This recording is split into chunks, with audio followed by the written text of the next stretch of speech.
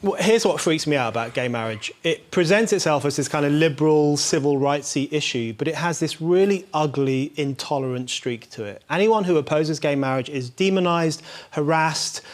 We've seen people thrown out of their jobs because they criticise gay marriage. We've seen people ejected from polite society. You know, 200 years ago, if you didn't believe in God, you wouldn't have a hope in hell of getting ahead in public life. Today, if you don't believe in gay marriage, you don't have a hope in hell of getting ahead in public life. There's a real ugly element to this. And I think, you know, you really see it with the whole cake shop phenomenon. This whole thing around the Western world where people are going to Christian traditional cake shops and saying to them, hey, you stupid Christians, make this cake for me.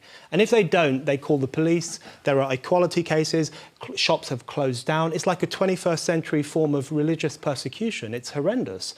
And I think, you know, it's, of course, some people support gay marriage, as we've heard. That's absolutely fine. But what's extraordinary and unacceptable is that they cannot tolerate the existence of people who do not support gay marriage. And I think we sometimes fail to understand how extraordinary that is.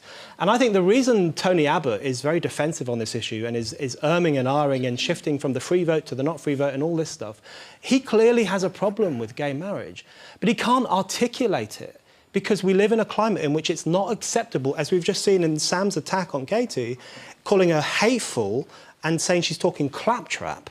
It's not acceptable to express this sentiment in public life. Hang on, no, and I think so Tony Abbott is now being described as someone from the Dark Ages for believing what humanity has believed for thousands of years. Within the space of a decade, something that humanity believed for thousands of years has suddenly become a form of bigotry, a form of hate, something you're not allowed to express in public life. That extraordinary shift in intolerance is something I think all liberals, like me, should be worried about. Gay marriage is not a liberal issue. It has a deeply illiberal streak.